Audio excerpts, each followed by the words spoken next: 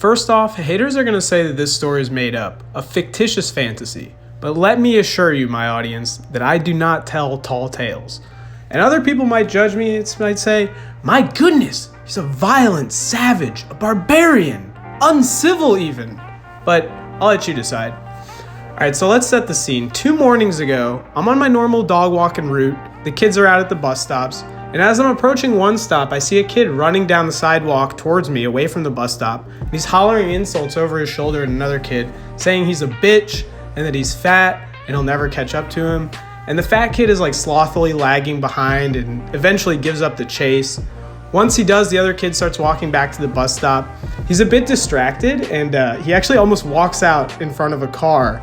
So I just kind of mumble to myself like, nice job, you're gonna get yourself run over, dumbass. And by this time, I'm at the corner across the street from the kids at the bus stop. And I realized that the fat kid's standing on his own, kind of like across from the other side. And there's 6 or 7 kids that are bullying him, hollering insults. And I'm just standing there, kind of observing, trying to discern more about the situation. I recognize that one kid has beef in particular. So I yell across the street. I'm like, yo, who's fighting? And the kids are confused. And again, I say, which one of you has a problem? Who's fighting who? And the kids start pointing at the fatty and this other small long-haired soy kid with glasses. So I yell, go! And they're confused. And I'm like, are you gonna throw hands or not? Go! So they put their backpacks down. They're actually both holding sticks, but all the kids start yelling like, yo, put the sticks down, put the sticks down. And I definitely agree with that. You should just fight with your hands.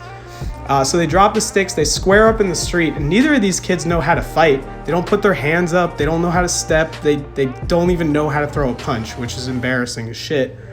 And eventually they get, really close to one another. The big kid just wraps up the little kid, puts him in a bear hug, and just starts working him. And so I was like, all right, looks like you got wrapped up, little kid. Big man won. And then the little kid's like, he'd also win in an eating contest. Like, everybody started laughing. I didn't laugh, but goddamn, that was a funny joke. I won't lie. Unfortunately, it seems like he missed the point. But the bus was rolling up to the stop, and I had to go home, so I was just walking off. But really, I missed the opportunity to have the last word and explain 2 important things. Like, first of all, I wanted to turn to the fat kid and be like, look, yeah, you're fat, but these kids shouldn't treat you like this. You should never let them treat you like this. And you should pick a sport and get good at it and get fit. Like, you're gonna suck at the sport, you're gonna have no confidence, whatever. You do it, you get better, you get jacked, you get confident, and you're already bigger than little kids like that. So you already have an advantage. Like, it'll change your life. And then to the little kid, I wanted to be like, look, you're not always gonna have 6 people on your side, 6 against 1 talking shit. And one day you're gonna write a check your ass can't cash. Trust me, I'm also small and I have to pick my battles intelligently.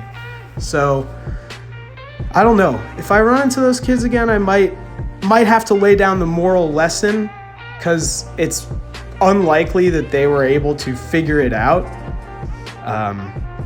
But yeah, I mean, you might say like, oh, well, you're encouraging violence.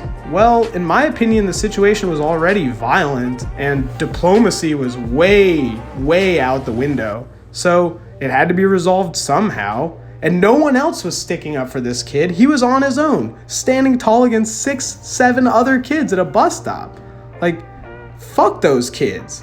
The fat kid is Chad as fuck, and he's gonna be a Chad.